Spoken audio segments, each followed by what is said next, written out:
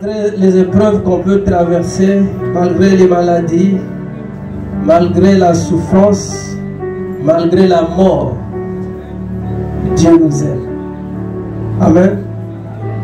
Je sais que ce matin, il y en a qui ont le cœur abattu. Il y en a qui souffrent dans leur corps et dans leur cœur. Mais tout cela passera, mais l'amour de Dieu ne passera pas. Amen. Alors ce matin, nous sommes toujours dans le thème de notre thème du mois, la profondeur de l'amour de Dieu. Cette fois-ci, nous allons voir la part de l'homme dans la profondeur de l'amour de Dieu. La part de l'homme dans la profondeur de l'amour de Dieu. N'oublions pas que nous avons dit pour ce mois-ci, il faut que chacun de nous pose un acte profond d'amour de Dieu. Ce que tu n'as jamais fait. Un acte profond. Il faut aller en profondeur dans l'amour de Dieu. Notre texte de base se trouve dans Matthieu. Nous allons prendre nos Bibles, nous sommes dans Matthieu 22.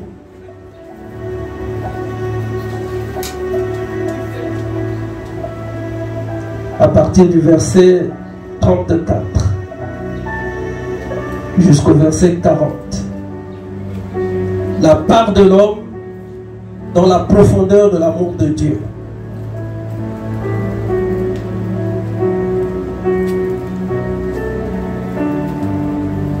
Matthieu 22, du verset 34 au verset 40. Est-ce que vous êtes prêts? Est-ce que chacun a sa Bible ou son téléphone? Si tu n'as pas la Bible sur le papier, tu as au moins le téléphone. Nous avons des Bibles à l'église ici. Est-ce qu'elles sont là? Déjà distribuées?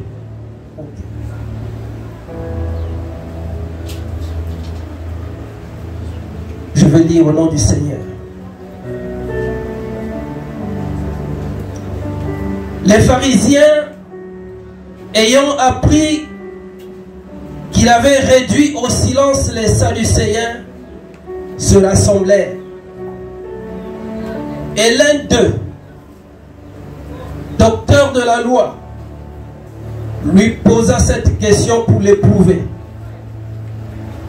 Maître, quel est le plus grand commandement de la loi?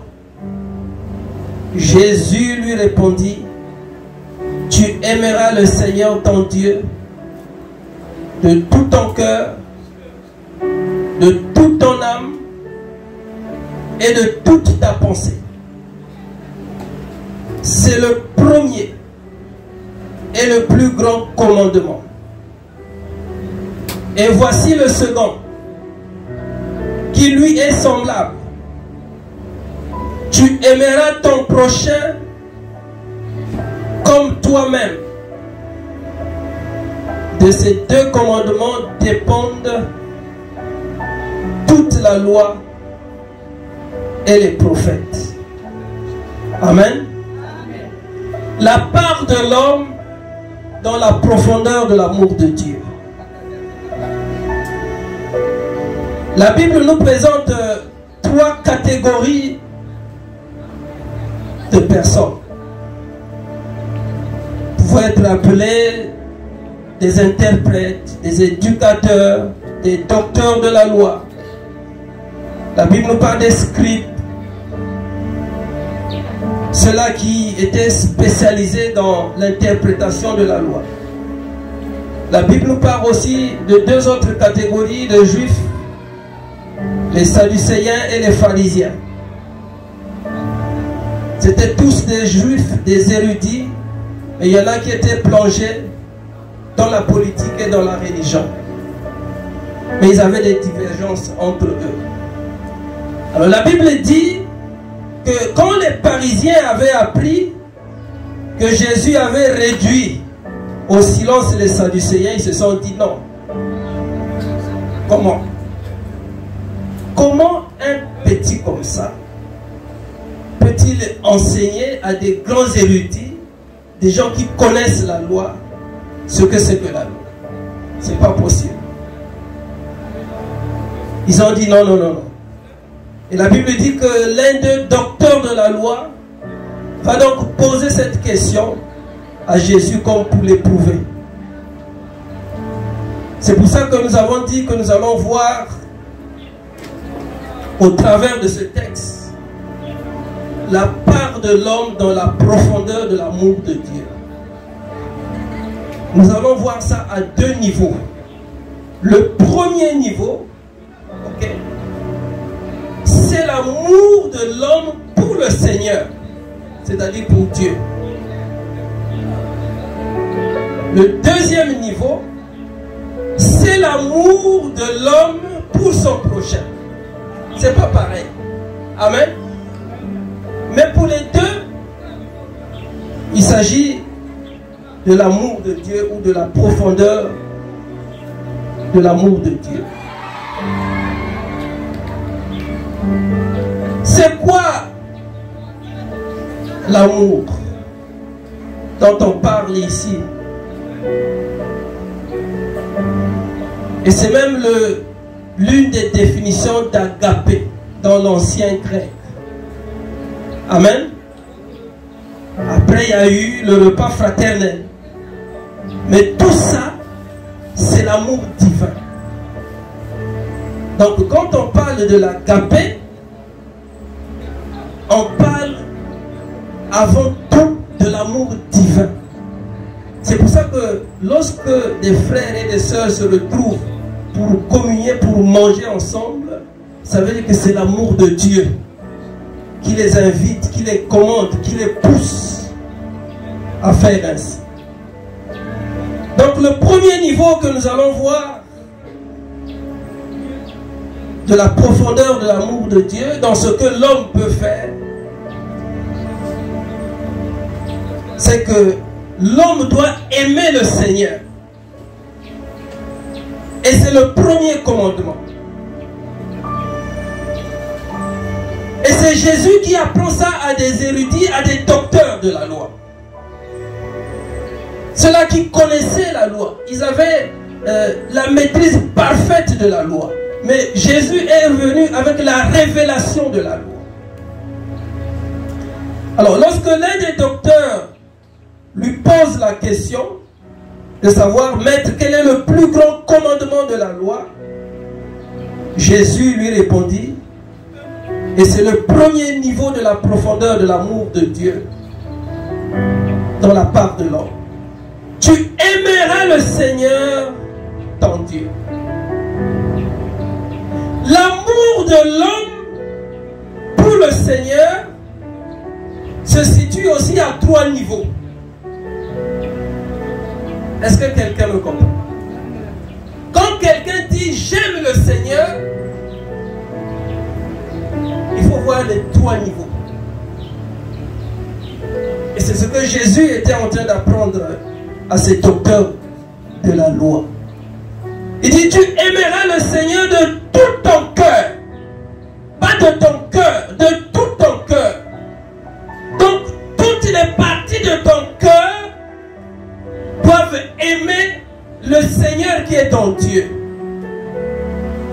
Quand quelqu'un dit que j'aime Dieu, il entre dans le premier commandement de Dieu. Et le premier commandement de Dieu consiste à l'aimer lui d'abord, qui est notre Dieu. Mais pas à l'aimer n'importe comment, mais à l'aimer de tout son cœur.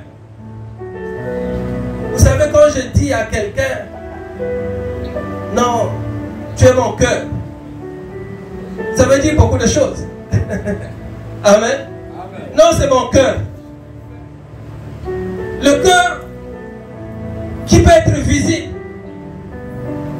scientifiquement. Oui. Mais les sentiments du cœur ne sont pas visibles scientifiquement. Amen.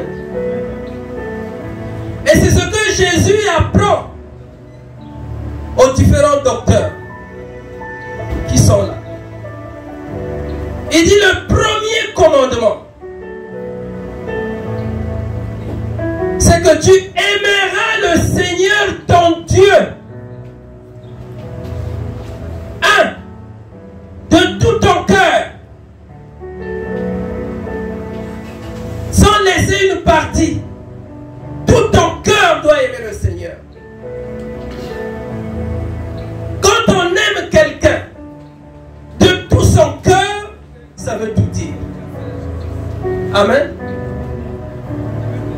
Peu importe ce qu'il est. Le commandement me demande seulement d'aimer mon Seigneur qui est mon Dieu de tout mon cœur. Tout mon cœur. Est-ce que là où tu es, tu peux dire que tu aimes Dieu de tout ton cœur? Ou est-ce que ton cœur n'est-il pas partagé? Dire qu'on aime Dieu, c'est facile. Mais faire vraiment de Dieu, celui qu'on aime de tout son cœur, c'est autre chose. Même venir à l'église ne veut pas dire aimer Dieu de tout son cœur. On peut venir à l'église, oui c'est vrai, mais participer à l'avancement de l'œuvre de Dieu, c'est autre chose. Et c'est difficile. Celui qui dit qu'il aime Dieu, qu'il aime son Seigneur, son Dieu, de tout son cœur, c'est celui-là qui est prêt à tout donner pour son Dieu. Je ne sais pas si quelqu'un me comprend. À tout donner pour son Dieu. Et des personnes comme ça, elles sont rares à l'église. Tu peux être aussi pasteur, mais tu n'aimes pas Dieu de tout ton cœur. Tu peux être prêtre, tu peux être prophète, tu peux être docteur, apôtre, même le pape. Vous pouvez lui poser la question de savoir s'il aime Dieu de tout son cœur. De tout son cœur. Donc aimer le Seigneur, aimer son Dieu, ça nécessite qu'on arrive aux trois niveaux. Le premier niveau, c'est le niveau du cœur. Le deuxième niveau, c'est le niveau de l'âme. Et le troisième niveau, c'est le niveau de la pensée. Est-ce que quelqu'un me comprend? Amen. Donc c'est pas facile aujourd'hui de dire non, moi j'aime Dieu. Moi j'aime Dieu, vous ne me voyez pas, je suis tout le temps à l'église. Et quand on parle des enfants de l'école, mais là tu n'aimes plus Dieu. Quand on parle des chants, tu n'aimes plus Dieu. Quand on parle des chaises, tu n'aimes plus Dieu. Bon, ça on peut dire que c'est peut-être au niveau du cœur seulement. Mais au niveau de l'âme, l'âme qu'aucun homme ne peut voir, il n'y a que Dieu qui sait. Si nous l'aimons de toute notre âme, il n'y a que lui qui sait. Même le pasteur ne sait pas. Les pensées encore, c'est facile. Les pensées peuvent être abstraites, mais les pensées finissent par se matérialiser. Alors lorsqu'on dit, y a-t-il quelqu'un ici qui aime Dieu? Tout à l'heure, je vais poser la question, est-ce que nous aimons Dieu? Qui aime Dieu?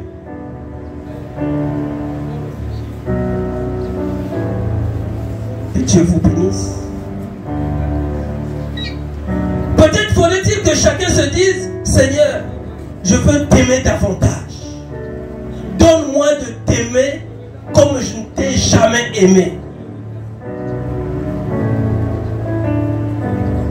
Lorsque je prenais l'engagement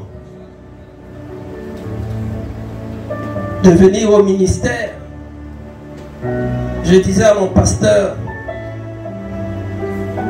cette fois-ci je servirai le Seigneur comme je ne l'ai jamais servi. Mais tu sers déjà le Seigneur. Je dis non, comme je ne l'ai jamais servi. Si je dois mourir avec la Bible à la main ce jour. Ou avec la pensée que j'aime Dieu. Et que dans mon âme et dans mon cœur, que je dise oui, je l'ai aimé jusqu'au bout. Lorsque j'aurai achevé la course.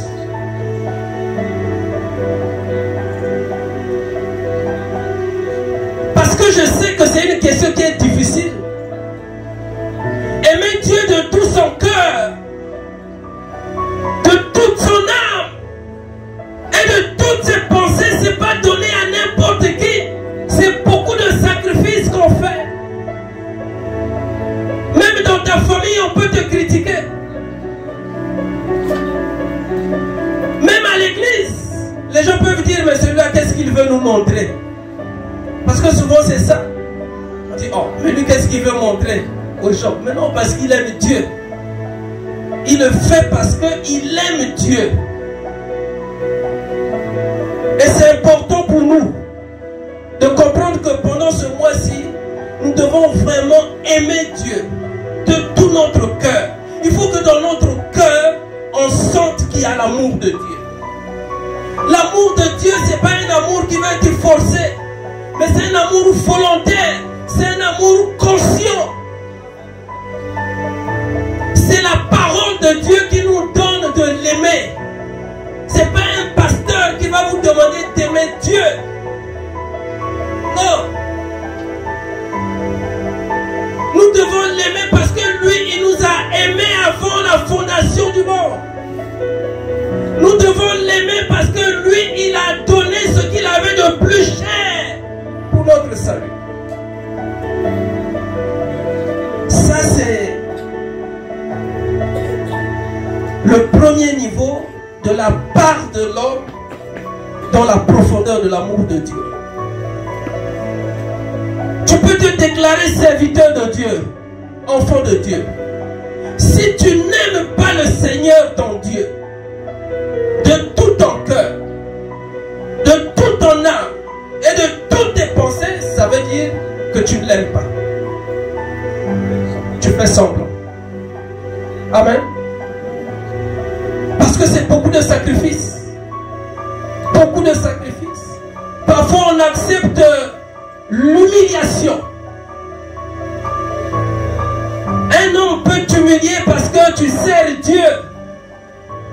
Mais la Bible dit qu'il fait grâce aux humbles.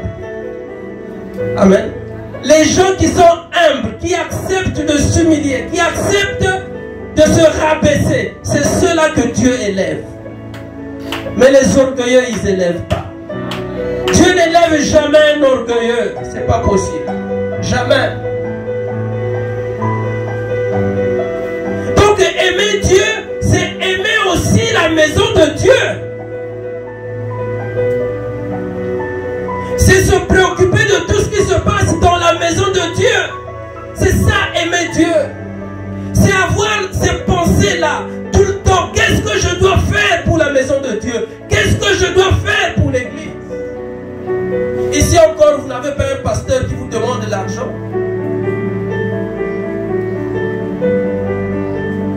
Mais si vous aviez un pasteur qui ne travaillait pas, ça allait être difficile. Nombreux allaient pécher.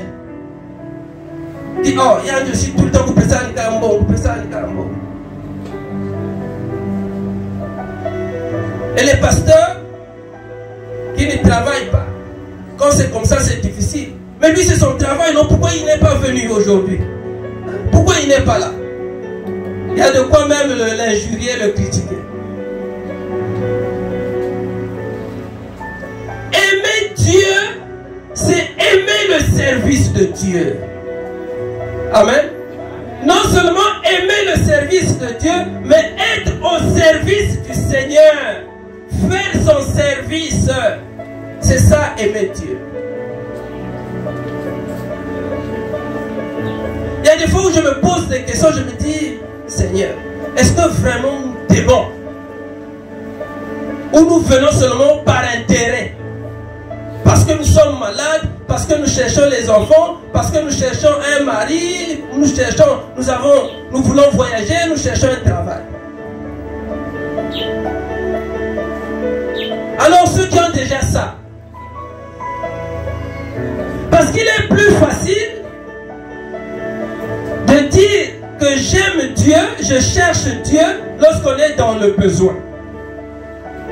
Mais il est plus difficile de le faire lorsque Dieu vous a béni. Amen. Et souvent quand Dieu nous bénit, nous nous éloignons de lui. Nous ne l'aimons plus comme nous l'aimions avant. C'est pour ça que nous devons revenir à notre premier amour. Quand tu n'avais pas encore de mariage, quand tu n'étais pas encore dans un foyer, quand tu n'avais pas encore le travail, quand tu n'avais pas encore le minimum qu'il faut, quel était ton zèle? Qu'est-ce que les gens pouvaient penser ou dire de toi? Les gens pouvaient dire, ah, le frère là aime Dieu. Tout le temps tu étais à l'église. Rien ne pouvait t'empêcher de prendre même les nouvelles du pasteur. Tout le temps tu étais là. Tout le temps tu demandais, pasteur, qu'est-ce que je peux faire pour l'église? Qu'est-ce qu'on peut faire pour cette église-là? Qu'est-ce qui manque à l'église? Mais depuis que Dieu t'a donné un mari, depuis que Dieu t'a donné une femme, depuis que Dieu t'a donné les enfants, depuis que Dieu t'a donné le travail, ah, je deviens très occupé, pasteur. J'ai beaucoup de choses à faire. Beaucoup de choses à faire. Mais le jour où tu perdras tout ça, forcément tu reviendras à Dieu. Et Dieu te demandera, alors que les choses avaient marché ou marché pour toi, où étais-tu? Moi je ne t'ai pas vu. Voyez donc ce premier niveau-là, de la profondeur de l'amour de Dieu, nous amène à nous investir pour l'œuvre de Dieu. À nous investir pour l'œuvre de Dieu. Et il y a des gens qui le font même à distance. Des gens qui s'investissent pour l'œuvre de Dieu. Voyez, alors que nous parlons de l'amour de Dieu, je disais ce matin, vous savez, quand le Seigneur nous met à cœur de prendre un thème, de le discuter, il sait pourquoi il le fait. Alors que nous parlons de la profondeur de l'amour de Dieu, de la part de l'homme dans la profondeur de l'amour de Dieu, il y a des personnes qui ne sont même pas avec nous ici, ok, qui ont répondu à l'appel.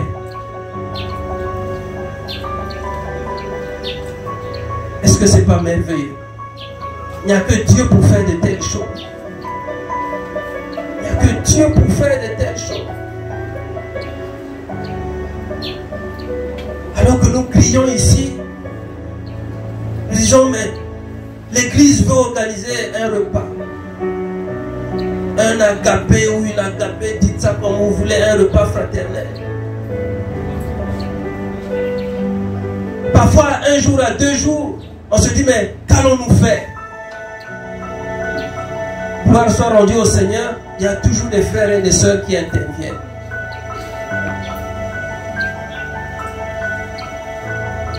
Mais nous avons une maman qui, depuis les États-Unis, a dit non. Moi, je dois faire quelque chose pour cette église.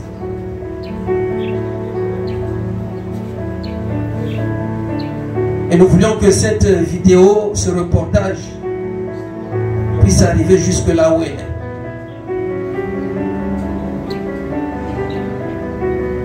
Quelqu'un qui n'a jamais vu l'église, mais qui sait seulement qu'à côté dans sa famille, il y a une église. Il dit, qu'est-ce que je peux faire pour cette église-là? Sur moi, si je fais quoi, l'église va organiser un repas. Faites-moi un devis par l'entremise de son frère, Papa Pierre. Elle a envoyé, et on a tout acheté. Tout acheté, sans savoir qui va manger ça. Est-ce que vous ne voyez pas le mystère de Dieu? Parce que aimer Dieu, c'est ça. Aimer le Seigneur, son Dieu, de tout son cœur, de toute son âme et de toutes ses pensées. C'est faire au-delà même de ce que on croit être impossible. Elle a dit, achetez tout ça. Les gens vont manger. Et elle ne le fait pas. Ce n'est pas pour la première fois qu'elle le fait. Et nous avons une fois fait un don d'un ballon d'habits ici. Vous savez que dans ces pays-là, on est africain, mais on a aussi la mentalité de là-bas. Il sait que c'est son frère qui le fait, mais il aimerait que l'Église aussi puisse rendre des actions de grâce pour ça. Amen. Et nous devons mettre Maman Léontine dans nos intentions de prière. Pour que Dieu la bénisse là où elle est. Pourquoi? Parce qu'elle aime Dieu. Amen. Elle aime l'Église. Elle aime des frères et des sœurs qu'elle n'a jamais vus. Et Dieu ne peut être que content. Et le jour où il lui arrivera une situation, parce que c'est déjà arrivé, certainement, elle tournera tout simplement sa face, comme le roi Ézéchias.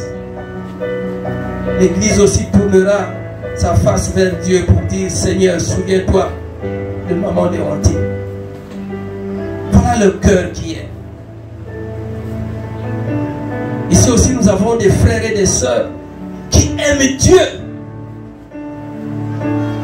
mais qui ne veulent pas qu'on donne leur nom. Qui aiment Dieu. Mais moi, j'ai les noms de ces frères et de ces sœurs. Nous avons organisé dernièrement, préparé des kits alimentaires. Je connais les frères et les sœurs qui se sont inscrits sur la liste, qui ont contribué, qui ont fait des dons.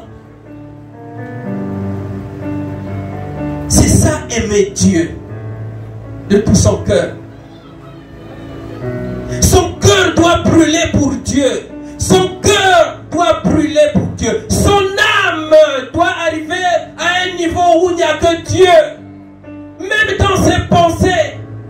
Tu dis non, Dieu, ce que tu fais pour moi, non.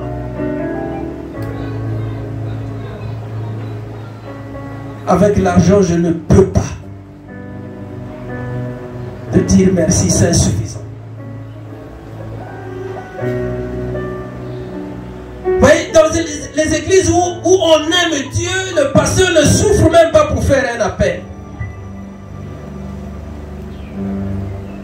Le pasteur ne souffre pas. Il y a des frères et des sœurs qui avaient demandé qu'on fasse les devis. D'ici là, on va commencer les travaux. Qui avaient dit, pasteur, dès que vous commencez, moi je suis prêt. On n'a pas besoin de faire beaucoup de bruit. Mais en réalité, c'est un mystère. Et on n'en parle pas beaucoup, c'est parce que je n'ai pas envie de me focaliser sur ça. C'est un peu égoïste de ma part, mais je vous prive un peu de la bénédiction de Dieu si je ne vous parlais pas de ces choses. Est-ce que quelqu'un me comprend? Ça serait vous priver de la bénédiction de Dieu. Parce que Dieu est sensible à ses enfants qu'il aime. Il est très sensible. Très sensible. Même aux serviteurs de Dieu. Parce qu'il y en a qui pensent qu'aujourd'hui tu peux être pasteur, serviteur de Dieu, il n'y a que les autres qui doivent faire. Mais toi-même aussi. Il faut que tu montres à Dieu que tu l'aimes. Amen. Il faut que toi-même, le responsable ou la responsable, que tu montres à Dieu que tu l'aimes. De tout ton cœur, de toute ton âme et de toutes tes pensées. Il faut que Dieu le voie. C'est important. Sinon il va dire non, pasteur. Toi tu demandes seulement aux autres de m'aimer, mais toi-même tu ne m'aimes pas. Dieu peut le dire aussi.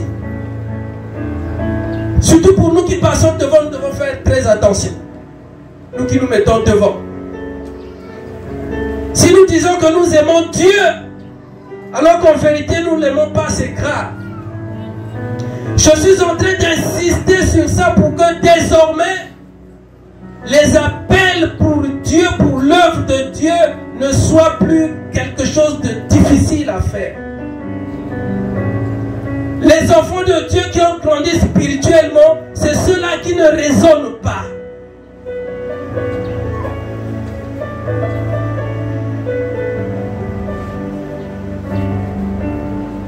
Le pasteur ne s'enrichira jamais avec l'argent de l'église. Même là où je suis passé, là où j'ai été ancien, je refusais de prendre l'argent de l'église. On pouvait m'en donner, pasteur, vous avez une prime, je dis non.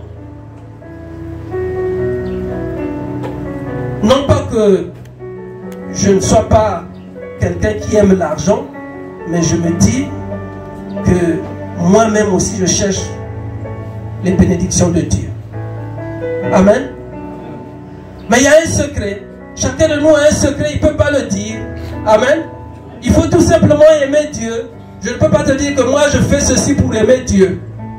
Non, toi-même, tu sais ce que tu dois faire pour aimer Dieu. Amen. Chacun a son secret. Moi je ne dévoilerai jamais mon secret. Là où Dieu est, il sait que je l'aime. Pour toi aussi, je sais qu'il t'aime. Le premier niveau de la profondeur de l'amour de Dieu, c'est l'implication personnelle de l'homme même pour le service, pour le travail de Dieu, pour la maison de Dieu. C'est important. Les enfants de Dieu sont devenus indifférents à tout ce qui se passe à l'église. C'est pas possible. Ils sont devenus indifférents. Le pasteur est obligé de chercher une église mature. C'est une église où on ne devait pas souffrir. Où on ne devait même pas savoir qu'est-ce qui manque ici. Celui qui vient, il sait qu'il manque quelque chose, il vient, il remplace, il change. Et quand le pasteur vient, il constate tout simplement qu'on a changé. Est-ce que quelqu'un me comprend? C'est ça, aimer Dieu. On voit qu'il y a un département qui est en train de souffrir. Il y a des jeunes qui sont là. Il y a des personnes qui sont en difficulté. Mais on ne fait rien. On dit, moi j'ai aussi mes problèmes.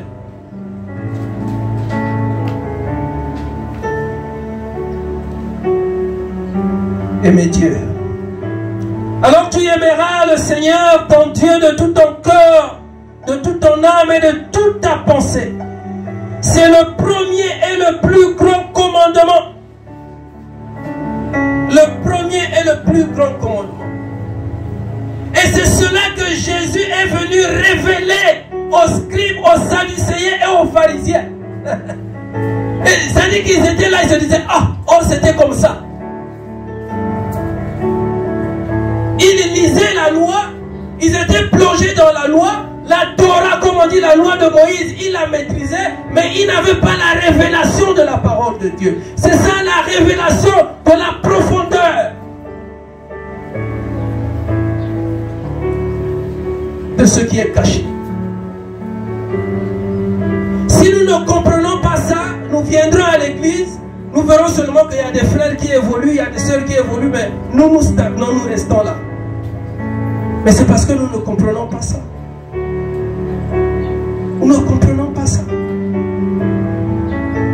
Le deuxième niveau de la part de l'homme dans la profondeur de l'amour de Dieu se trouve dans le deuxième commandement. Alors, et voici le second commandement qui lui est semblable. Tu aimeras ton prochain comme toi-même. C'est là où c'est compliqué. Tu aimeras ton prochain comme toi-même. C'est difficile. Est-ce que tu peux m'aimer comme toi-même?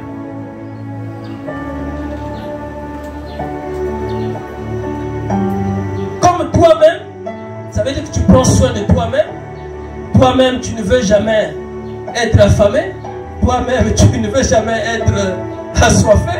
Toi-même, tu veux toujours bien t'habiller. Toi-même, tu veux toujours bien dormir. Toi-même, tu veux toujours tout avoir. Est-ce que tu peux m'aimer comme ça? C'est ce que dit le deuxième commandement. Mais, là où c'est plus important, c'est que la Bible ne dit pas que tu aimeras ton parent comme toi-même. Tu aimeras ton prochain. Le prochain là, c'est pas seulement, oh non mon frère, nous sommes de la même famille. Non, ça c'est facile à faire. Aimer ton prochain, c'est-à-dire celui qui n'est pas de ta famille, celui qui n'est pas de ta tribu ou de ta région. L'aimer comme toi-même tu aimes ton corps, comme toi-même tu t'aimes. L'aimer comme ça là, c'est pas donné à n'importe qui. On aurait même pu dire que c'est le premier commandement, parce que c'est difficile à faire. Amen. C'est difficile. Même à l'église ici, aimer un frère de l'église, c'est difficile. On se dit, pourquoi d'ailleurs dois-je l'aimer? Pourquoi je dois aimer ce frère-là? Pourquoi le pasteur m'oblige à aimer cette soeur-là? Parce que toi, quand tu as mangé, le frère ou la soeur n'a pas mangé. Deuxième commandement. Le deuxième niveau de la part de l'homme dans la profondeur de l'amour de Dieu, c'est aimer son prochain comme soi-même. C'est pas facile. Bon, regarde celui qui est à ta gauche ou à ta droite.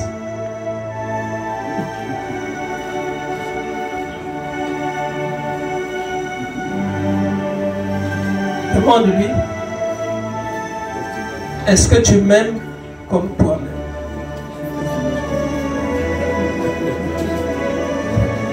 Je vois qu'il y a beaucoup de noms là. Est-ce que vraiment nous le faisons?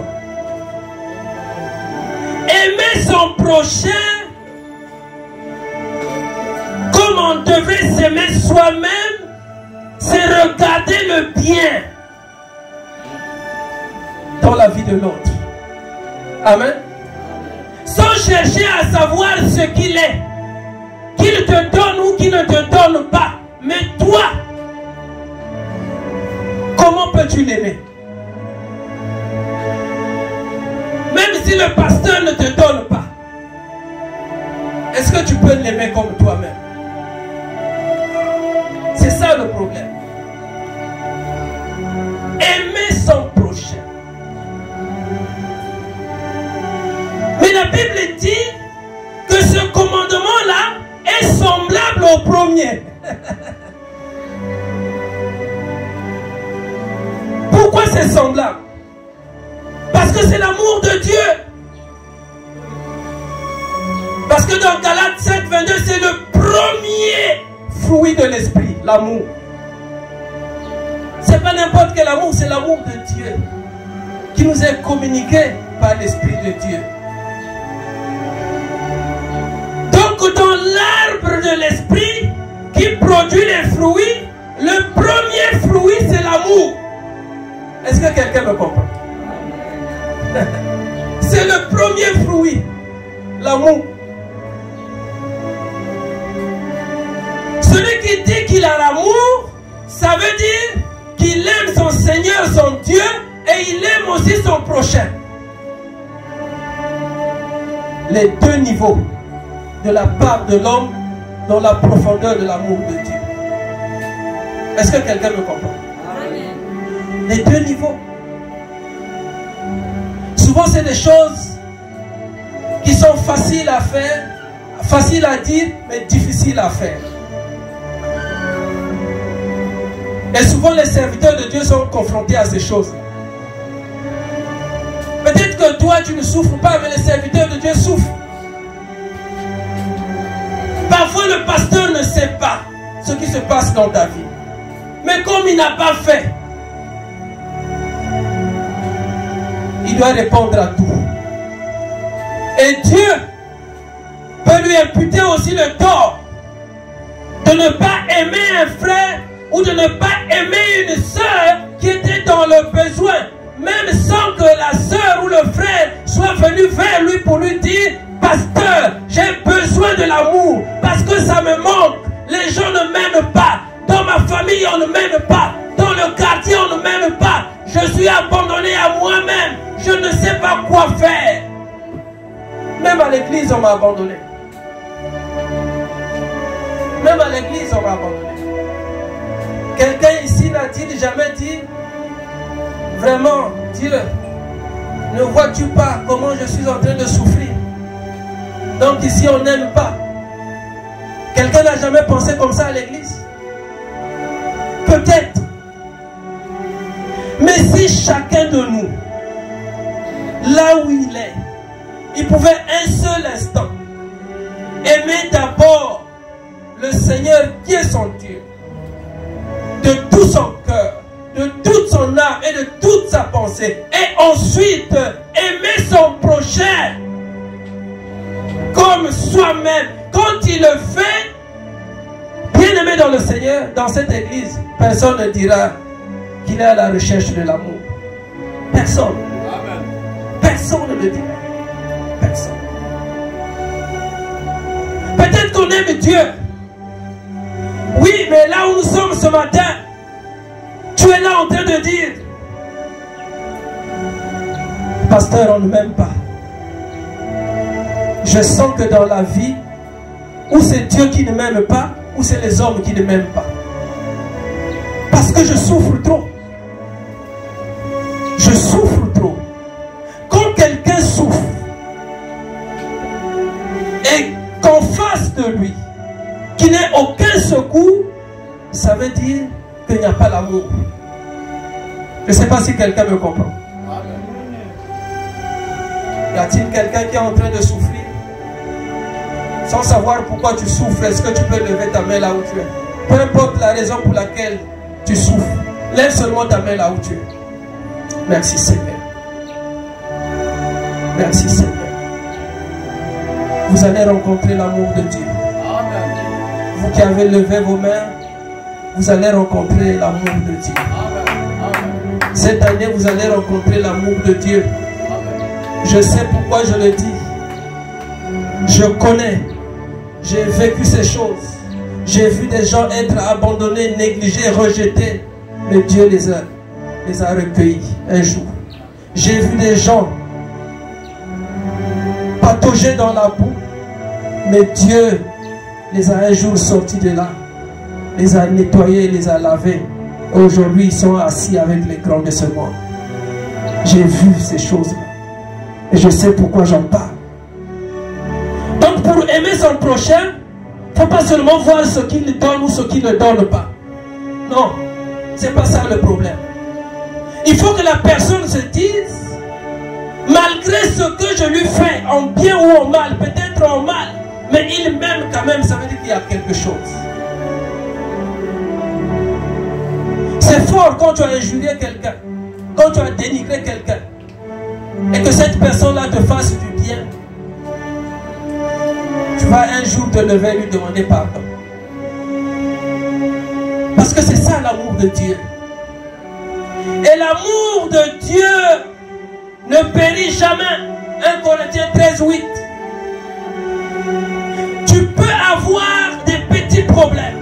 Un refroidissement peut arriver pour une raison ou une autre. Mais l'amour de Dieu ne peut pas périr. L'amour humain périt. Dans le foyer, l'amour peut périr. Entre les hommes, ça peut périr. Mais l'amour de Dieu ne périt point. Amen. l'amour de Dieu ne périt point. Celui qui dit qu'il aime Dieu, il continuera à l'aimer jusqu'à sa mort. Celui qui dit qu'il aime son prochain, il continuera à l'aimer jusqu'à sa mort. C'est ça, aimer Dieu. Alléluia. J'ai envie de continuer parce qu'il y a beaucoup de choses à dire. Mais le temps me manque. Nous sommes arrivés pratiquement à la fin. Je ne sais pas, il y a quelqu'un qui a dit un jour, et ce jour-là, ça devait être très difficile, très compliqué pour lui. Il a marché avec Jésus. Je parle de Pierre. Mais là, il y a le double amour. L'amour pour Dieu et l'amour pour Jésus qui était le maître. Amen. C'est pas possible. Pierre a marché avec Jésus. Mais comment se fait-il que ce jour-là, Jésus lui demande, Pierre, m'aimes-tu?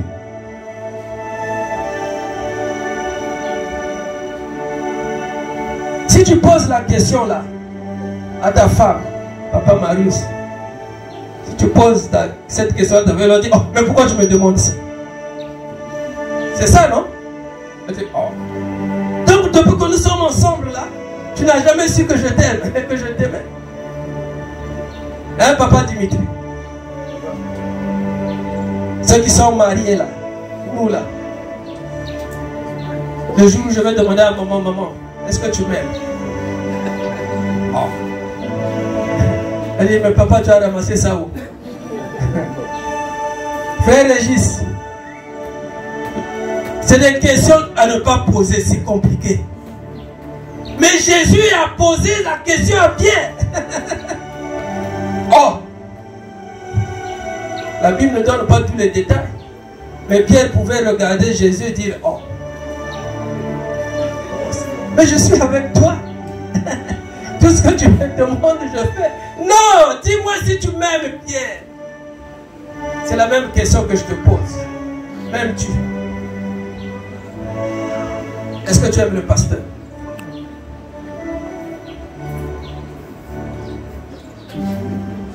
Est-ce que tu aimes le pasteur? Après, je vais poser une autre question. Qu'est-ce que tu as déjà fait pour le pasteur? Que je continue? Non, que je m'arrête seulement par là. Pierre, m'aimes-tu? Oh Dieu, tu sais que je t'aime. Non, non, non, non, non, non, non. C'est pas la réponse qu'il faut donner à quelqu'un. Quand on aime quelqu'un, il faut poser un acte qui va prouver que tu l'aimes. Il faut que cette personne-là dise oui. C'est pour ça qu'il a dit, paix mes brebis. Mais Pierre pouvait se dire, mais c'est pas possible ça. Je forme le trio. Moi, Pierre, Jacques et Jean, nous sommes ces acolytes, nous sommes souvent là. Il nous a choisis. Mais comment? Est-ce que c'est parce que lui, il aimait plus Jean qui me pose cette question-là? Est-ce que c'est pas parce qu'il était en train de me préparer à autre chose qui m'était prédestiné? Pierre, m'aimes-tu? Le jour où tu vas poser cette question-là à ta femme ou à ton mari, ça sera compliqué. Même à ton enfant, il va dire, oh, papa, maman, pourquoi tu me dis ça? Pour Pierre, pour prouver qu'il aimait Dieu, qu'il aimait le maître, il lui a dit, paix mes brebis. Paître les brebis, c'est une façon d'aimer Dieu. Amen. Amen. Amen. On ne peut pas servir Dieu, dire non, moi je vais être pasteur, moi je vais être docteur. Et puis quand c'est dur avec les brebis, là tu dis non, c'est pas mon problème. Paître les brebis, c'est un acte d'amour divin. Parce qu'il y a des brebis capricieuses. Il y a des brebis qui ne sont jamais satisfaites. Même quand elle a mangé, elle dit j'ai pas mangé. Même quand elle n'est pas malade, elle dit je suis malade. Il y a des brebis qui sont difficiles. Pète les brebis. Alors là, pour Pierre, c'était compliqué. À la fois, il fallait qu'il montre qu'il aime Dieu et qu'il aime aussi le maître qui marchait avec lui. C'est pas facile. Toi qui veux servir le Seigneur, toi qui veux prêcher, toi qui veux être à la modération, toi qui veux être à la louange, toi qui veux être à l'intercession, toi qui veux être au protocole, il y a deux choses que tu devras faire. Aimer le Seigneur ton Dieu de tout ton cœur, de toute ton âme, de toute ta pensée. Premier commandement. Et ensuite, aimer ton prochain comme tu aimes ton propre corps toi-même. Amen. C'est-à-dire, si ton prochain n'est pas habillé, alors que toi tu es habillé, il faut que tu fasses quelque chose. Si ton prochain n'a pas mangé, alors que toi tu as mangé, il faut que tu fasses quelque chose. Est-ce que quelqu'un me comprend? Est-ce que nous pouvons vraiment aimer le prochain ici à l'église d'abord? Alors pour prouver qu'on aime son prochain, chacun va se lever. Il va aller vers la personne qui n'a jamais salué. Bon, à moins de dire que tu as déjà dit bonjour à tout le monde ici à l'église. Ou vers la personne que tu négliges. Si dernièrement, prochainement, je pense que nous serons debout là-bas. On s'instille, toi tu peux être debout là-bas, papa Marius aussi quelque part. Comme ça, quand quelqu'un passe, un frère passe, bonjour.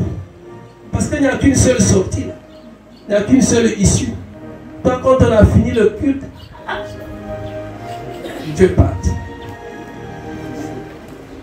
Entre nous, nous sommes arrivés à la fin, parce que nous avons voulu parler de la part de l'homme dans la profondeur de l'amour de Dieu. Je ne sais pas. Peut-être que tu as eu un différend avec un frère à l'église, avec une sœur à l'église. Peut-être que tu as mal parlé à un frère. Tu as dit des choses qui ne sont pas bonnes. Dieu veut que tu te lèves là où tu es, que tu ailles vers le frère ou vers la sœur. Même pour ce qui s'était passé il y a... Toi-même, tu vas te lever. Tu vas aller saluer le frère. Alors pour plus de pudeur, les sœurs peuvent s'embrasser, mais les frères ne profitez pas.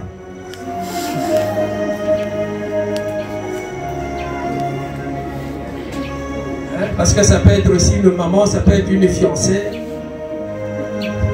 À moins de le faire à l'amour fraternel. Bon, mais pour nous les papas là, il n'y a pas de problème. Hein? Pour nous les papas, il n'y a pas de problème. Amen, amen. Là maintenant, on veut voir les courageux. Est-ce qu'on peut se mettre debout?